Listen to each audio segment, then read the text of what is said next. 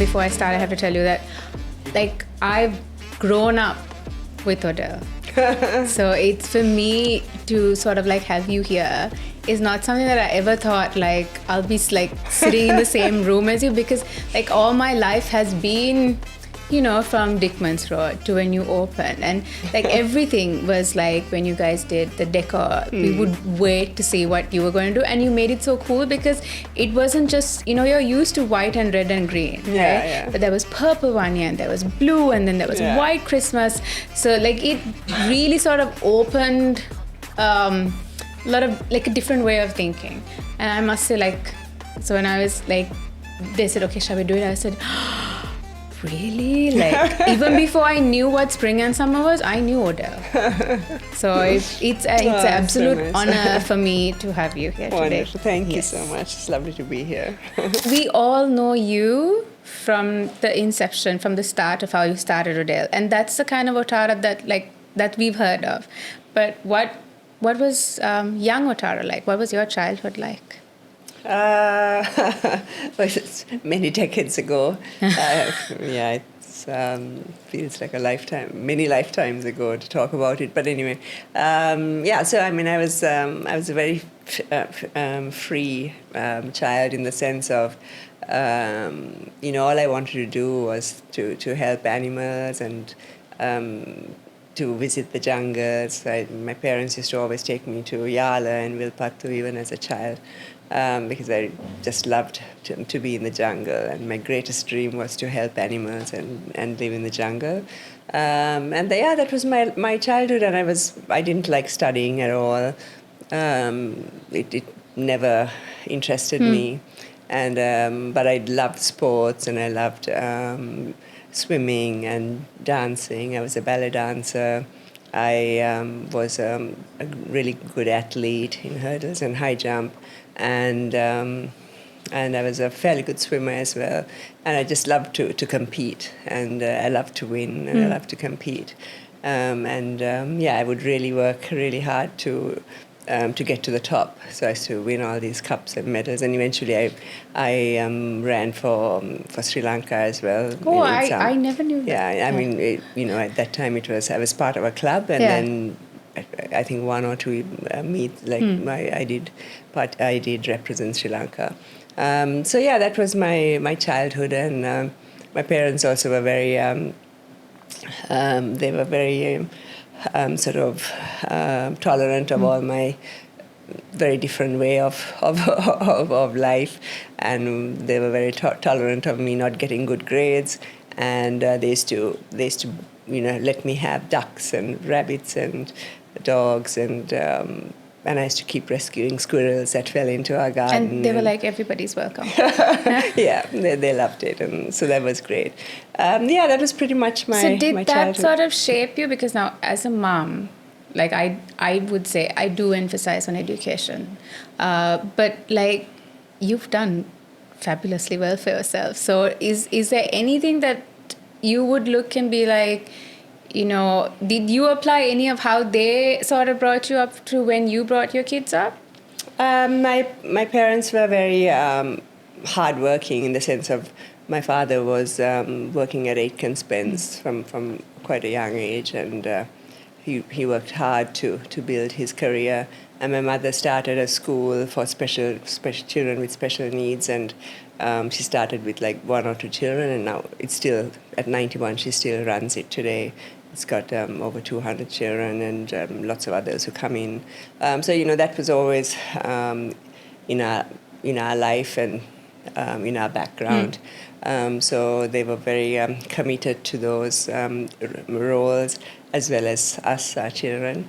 I would say your mother was someone beyond her time, because when I found out that she was someone who opened Chitra Lane School, I thought, even now it's something that we don't really talk about much. Not unless you know about it, you won't know someone. You won't know how to identify someone who's neurodiverse. So it's so lovely to know that there was someone who was like, okay, there's a gap here, and every child deserves an education. I thought that was just... Yeah, and she loves it. Like, she really, even today, like, she still goes to the school. and it keeps her going, even at 91. And it's her greatest passion. And she loves children, and so then she decided to go down this path. So she's helped obviously many children over the years and families. That was our childhood. So we had that as a mirror and a benchmark, I guess, for within our lives. One thing I must say is that they never. Of course, they would tell us about the importance of studying and education, but it was never an issue if you didn't do well. We didn't do well. And there was always the other side of it, where we, in my case, I was excelling in sports and ballet, and I was so always they the star of understood the that ballet. Was your thing. And so we were basically allowed to be ourselves. Because I believe. Things have changed a lot over the years, and I think a lot of children are forced to do things that they don't want to do. They're not meant to do, and they're not or passionate about. Or passionate about. So I think it's really important to be passionate about whatever it is you're doing. And it turned out okay that I didn't study so much. It turned out more than okay. Of course, then I went to university and I did study, but that was also biology, nothing to do with business and fashion. I have no degree. But that's also considered like a brainy person's field. Not everybody is going to be like, I'm going to do biology. Yeah. So I wanted to be a vet initially, but then I decided I couldn't study for 8 years. So I decided on biology. And even that, even on the business side, so there's no education in marketing or HR or business or finance or not even fashion. Obviously I ran a fashion business. So how did you, coming from biology side, because when you're starting, you sort of do everything, right? You're the HR person, everything. You're the accountant. How did you sort of manage all those roles? Because I started very small, then I became a model. After I finished my degree, I became a model, and then from there, I started this sort of small business to sell clothing, and I used to go to the factories, pick up the surplus stocks, and then sell it to my friends and other stores. That's how the story of selling from the boot of my car started. Because I modeled quite a lot actually, and it was there were a lot of shows and a lot of commercials and things that were there. This was in the 80s, mid to late 80s. And I loved it. I really enjoyed it, and really that's how it started. And I couldn't really find a job in sort of, even though it's what I wanted to do in helping animals, I couldn't really find a job not that I looked very hard, but I couldn't find one. And then, the modeling started, and then I started selling these clothes and making T-shirts, and then I just loved doing it. Did it come just being sort of a businesswoman, did it come to you naturally because you saw your mom also very involved in what she did, or was it something that you said, okay, one day this is the kind of role that I want to be, or? No, I didn't. I didn't even know I was going to do in business. And I wasn't even a woman in business. I was just someone in business, a person in business. It's just, it's something that never even was in my mind. And it really shouldn't be, because if you want to do something, you just do it. So it sort of evolved, it started very small and then evolved very fast. And also it was during the war, so there were a lot of challenges there. Yes. And but then it became, from my car, from the boot of my car to one small store, and then that store was incredibly successful. And and then it grew from there. one store to 2 stores, 3 stores, like that. How did you, because like I've looked at some of the timelines and everything sort of goes hand in hand with your life, with having kids and stores opening. How did you manage that? So at the initial stages there, obviously a couple of years, I was quite young when I started, like how old would I have been, maybe 23 or so, 24, and then a couple of years later I got married, and then a couple of years after that had my kids. So at the beginning stages my husband was also involved in part of the business, but I had my first son, I think maybe 4 years after marriage, and then the business, it was really quite big by then, but you just. Did you have a village? Because I depend on anyone and everyone. Like I will gather everybody, from my parents to my mother-in-law to my brother-in-law and my sister-in-law. Anybody who, if I can ask, if there's something that I cannot show up for or I cannot do, I would always ask for help. So did you also have? Yeah, definitely. My family was incredibly supportive, and whenever I needed sort of support in finance or whatever other area that I needed help with, especially in the early days, they were always around to help. And my parents were, of course, very, very supportive of and very present in the lives of my 2 sons, which was really important. And my both boys really loved being with them. So that's a great help, because I had to travel a lot, and by that time I was managing 700-800 people and had many stores, so a lot of traveling, but I would always keep the travel quite short, because I always needed to get back. But I think it's important to have the support, and it's always great when they are around to support you. But of course, as the company evolves, it gets structured to be not dependent on family. Yes. And of course it depends. Some are family business, but then mine evolved not to be a family business later on. And then you structure it, in a way where it's... So structure, you would say that structure, as you grow, structure is very important to definitely. Sort of help put everything in place. Yeah, definitely. I would think so, and you need the support as well, right? You need the team. You need a really good team, and that's how you can even grow faster and be more successful, be more visible. And especially with what I was doing, there was a lot of creativity needed, a lot of new seasons, as seasons changing. Very fast, and you have to be on top of everything, right? Color, design, whatever is new outside, internationally, locally. Yeah. So you really have to be on top of things. I would say when you say on top of things, I think I was telling you earlier, so I love how ODEL really bought the concept of Christmas. Right? Like, I would look forward to see what you're going to do. And up until that, it was very much like, okay, Christmas is red, white, and green. But I remember you did like a white Christmas once, and blue and purple. What was your thought behind, So it was really about making like this huge visual, right? And to get people to love what they see, and to really... and we did. We really did. We really did love. Yeah, it was really. I think it's really important to light people up from the inside. It's not just about come and buy. We have great stuff. Just come and buy. It's not just that.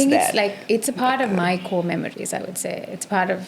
Yeah, I would always remember. Yeah, I know. Yeah. Like so many people still say, like the Christmas or ODEL Christmas. Yeah, ODEL Christmas was a thing. And we used to plan like 6 months ahead, and as it evolved, as the years evolved, like it got bigger and bigger.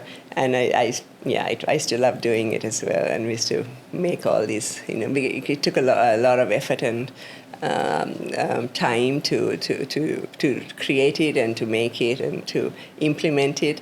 And sometimes, to put it up as well, it would take like sometimes 8 to 10 days, like working in the nights as well to hang this, because you can't do it during the day.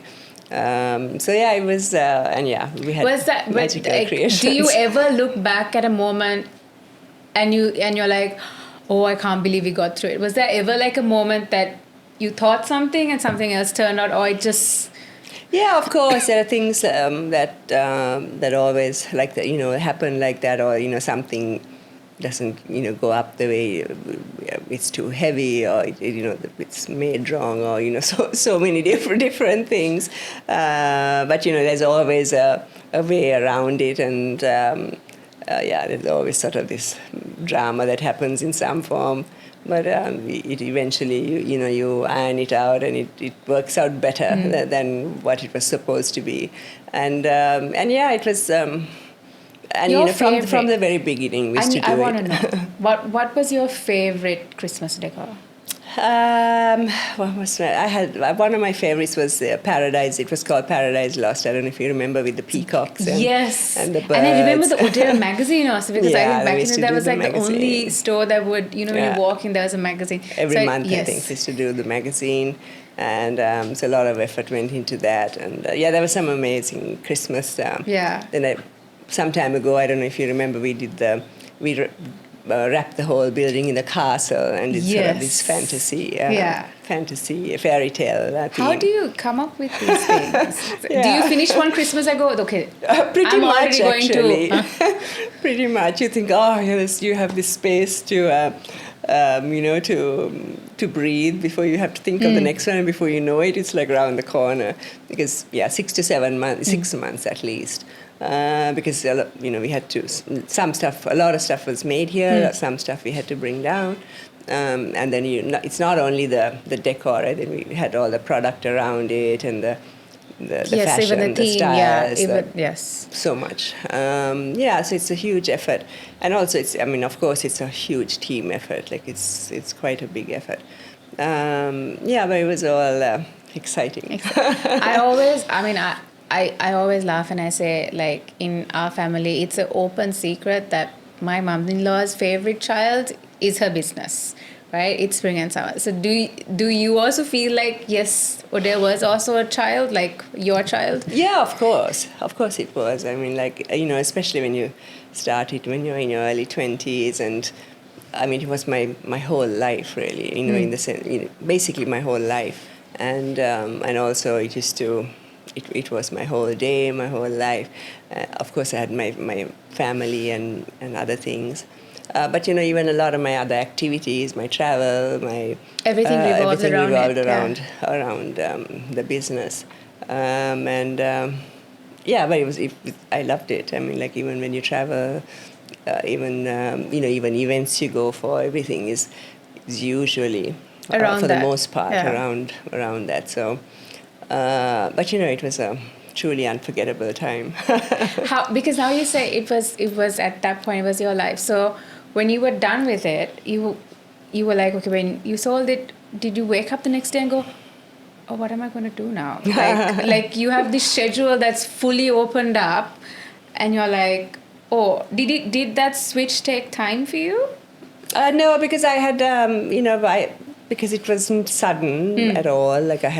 It was something I realized I wanted to do, because I did mostly want to go back to my true passion, which was like to help animals. And of course I had started Embark as well. Yes. While during my time there, which was also hugely successful, both to do on the side of the animals as well as the product range.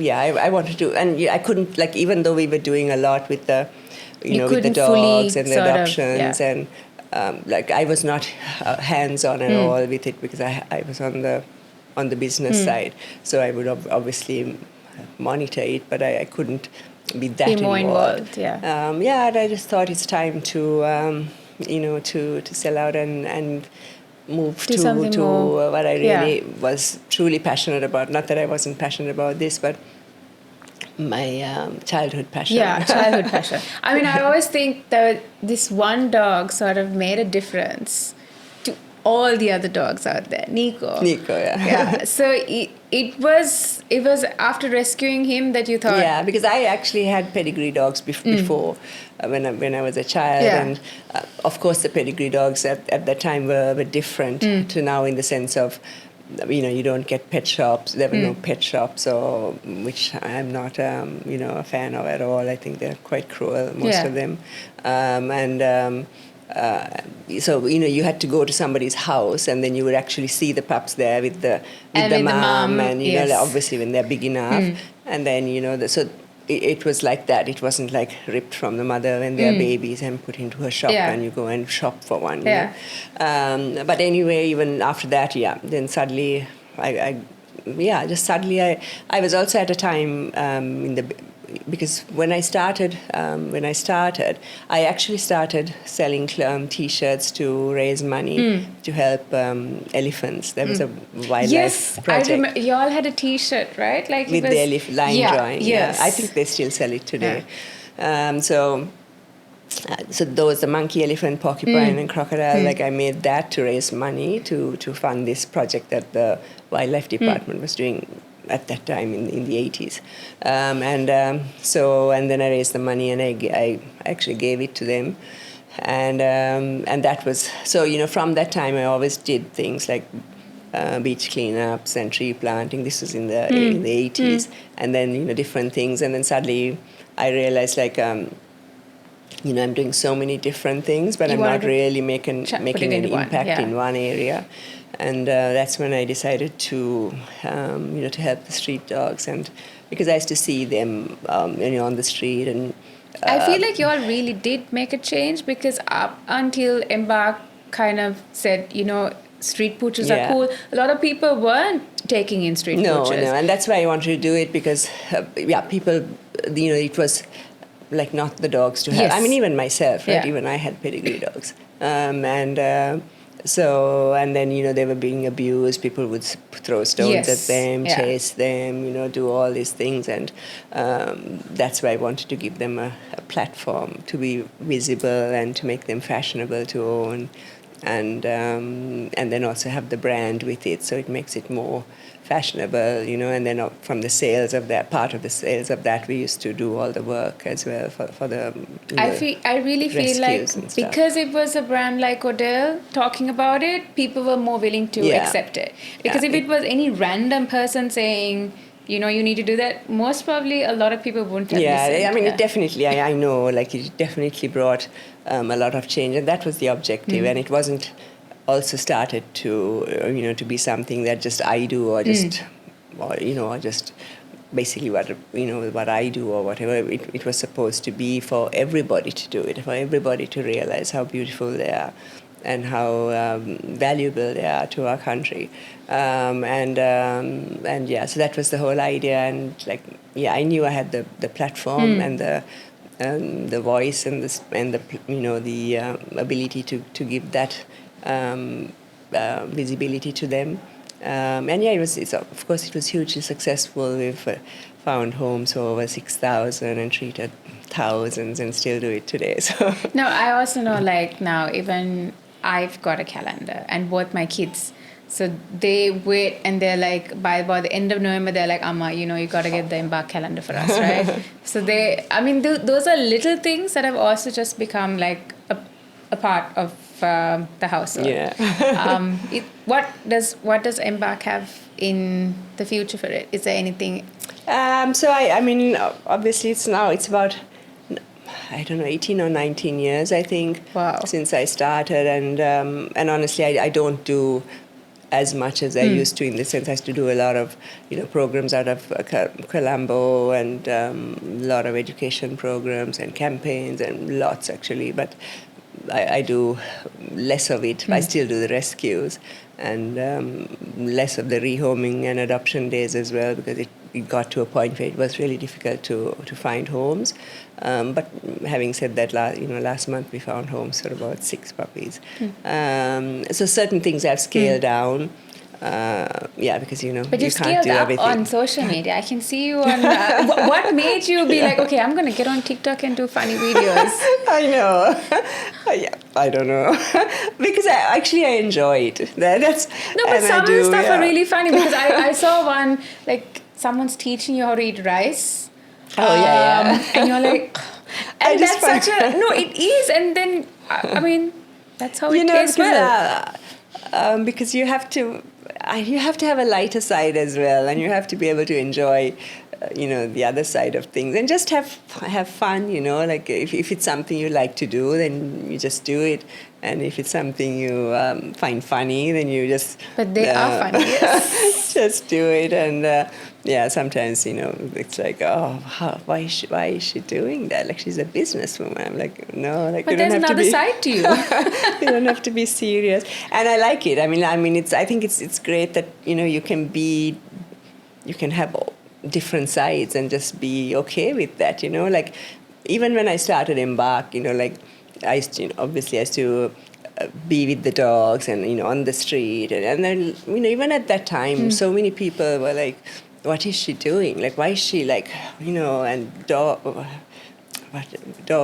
woman, and so many names as well. But eventually people understand today. it. But I think what's the beauty of life is you have the possibility to reinvent yourself at any point. Yeah, of course, yeah. And I think you've done it multiple times, and you're actually saying to people, listen, I've reinvented myself in so many different ways.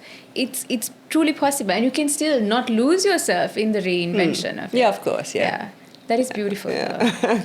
Because at the start I was like, I'm never getting on. My gosh, I'll never do it. Don't ask me, I'm not doing it. but now it's getting funnier. Yeah, I know. Yeah, and as long as I enjoy it, and as long as I don't have to do it, I'm not forced to do it. I do it because I like it, because it's fun for me. Yeah. And I hope it's fun for others. It is. And we all need a lighter side of things in life. Yes. With That's all true. lots of things Yes. happening around us, and why not? Like, enjoy life. Yeah, it is true. Yeah.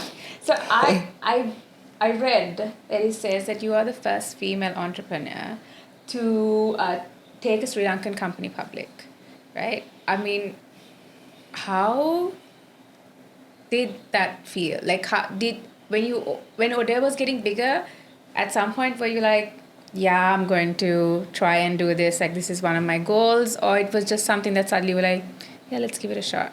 No, it was also part of the sort of the restructuring and the sort of growth of a company, and also mostly it gave value to the company, because otherwise if you don't it's very clear, right? There's always, at any day, there's a value to the company based on what the shares and the value in the stock exchange, because on and off I would try to get an investor, and then the investor would come and have a look at the company, and sometimes they were not from here. All the time they were not from here. They were like foreign investors, and then they would have a value which I wouldn't agree with, because I would think it's far too low than what it's actually worth.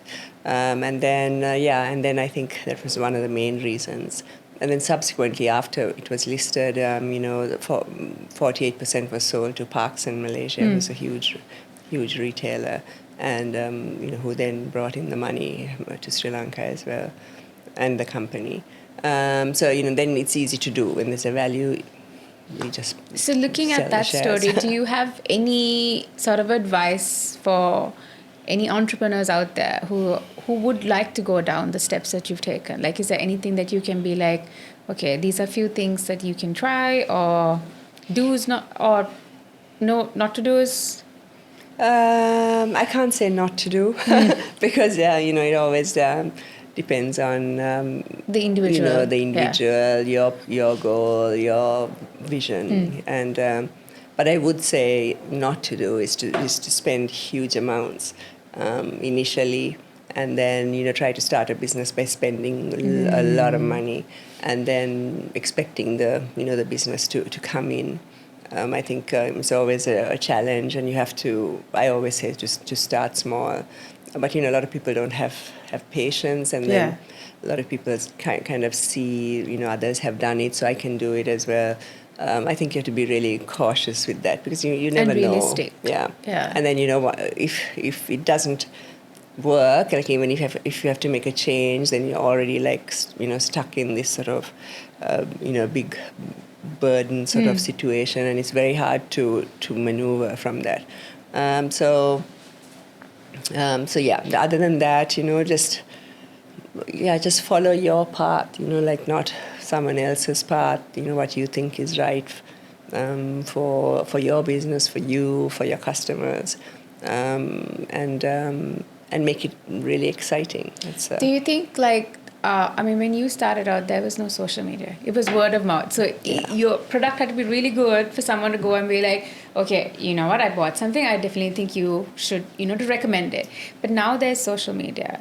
Do you feel like at the start of ODEL that if you had social media, it would have been any different? Or do you feel now when you're starting off small, is social media, is it a plus or could it be a minus as well? So yeah, when I started, it's really like dark ages, right? There was no internet, no Wi-Fi, no WhatsApp, no SMS, no nothing. And good old papers. Yeah, good old papers, and you had to go. And there were call centers were really big in Colombo and Sri Lanka. So you had to go to the call center and call your office from especially because I had to go to visit the stores. Okay. And I saw somebody had commented when I had posted a flashback photo. Someone had commented, said, "Oh, I remember so well. Used to come to my call center in Liberty Plaza to make calls to your office." Oh. So I was like, "Oh my gosh, I had forgotten that actually." So honestly, it's really quite. When you think about it now, it's quite amazing that you can achieve so much without social media and without, actually word of mouth was social media at that time. And that's how everything grew, because everybody would speak, everybody who traveled, everybody, even one of our biggest customer base was the airline crew. So even that was word of mouth, right? Like each airline crew is telling the other airline crew, "Oh, we go to Sri Lanka and go to this store and they have this and that." And then I used to make these leaflets, print the leaflets and hand out to everybody. Now you don't really need leaflets. And of course then things evolved to, then fax and email, and then, of course, the phones came in. My first phone was that big, the Celtel one. I remember my father had one, really gadol bage. Yeah, yes. Then BlackBerry, and, so I've been through it all. But the way it is today, I think social media is really, of course, it's really important, and, it's the way you communicate and you grow today. So, that's what it has to be. And of course, I'm on it. So even though I'm not running a big business, but yeah, I think it's extremely important for a business to be very good and visible on social media. So you've spoken about clean living. I think you believe in being taking natural medication, and I think you practice yoga. So is this something that you've done throughout your life, or is it something that you came to understand and learn? It's evolved, from my childhood, because I told you I was very athletic, so that I kept that going always. I would, no matter how busy I was, even during running the business, every day I would do my workout, no matter what. Unless, of course, I was really sick or something, but otherwise... But that would have helped, right? Of tackle the day. Yeah. So, I never wavered on that, and also I love it. It wasn't like a torture thing. Yeah. And I was always very fit, and I used to keep that going. And I eat fairly healthily. I don't like to eat.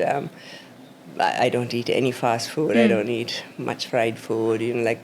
Was that it's just because a I don't change like that you it. gradually made, or were you always like? I was somewhat always like it, and I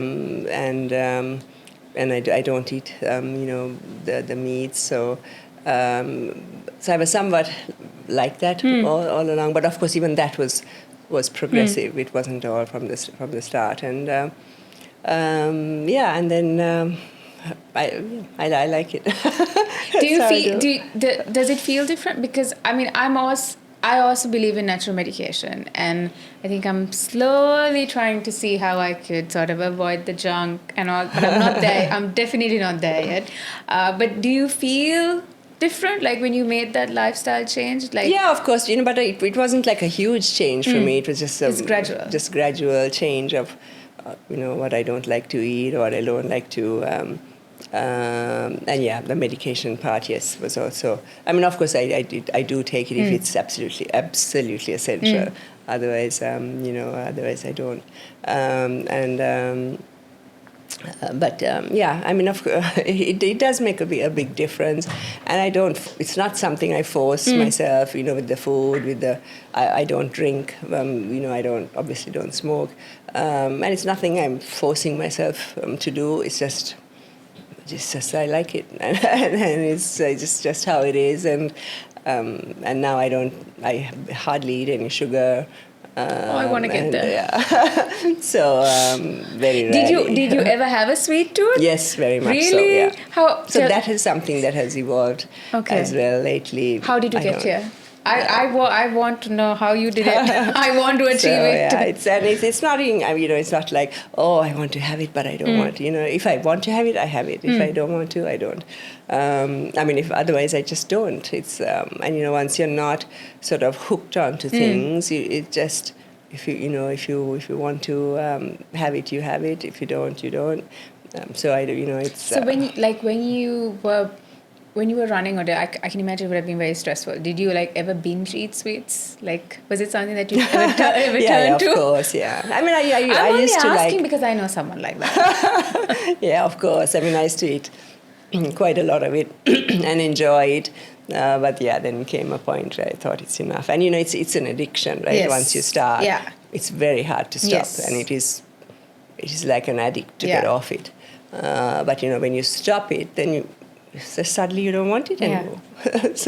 And it's like I hope I get there one day. No craving, no desire for it.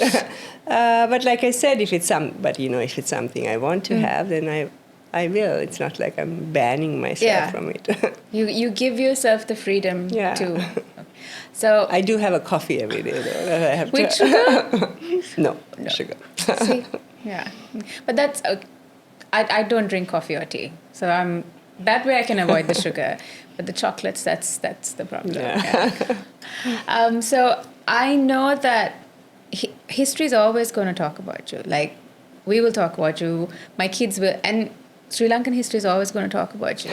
But they're going to have their version. But is there a version that you'd like them to remember? Like, what part of you would you really want people to remember? Well, I mean, I guess people take different parts that are valuable to them, the business, the fashion, the retail, the love for animals, the making a difference for the animals. But yeah, so I can't tell anyone, how they should think or what they should say. But I just want to make a positive difference in as many places and areas as I can, and to do it, where people feel good inside as well. So, even if they're helping a dog or helping animals, it's important for us to do that. It's important for us to live in harmony with them and to love them as much as we love ourselves and our families and our friends and everyone else.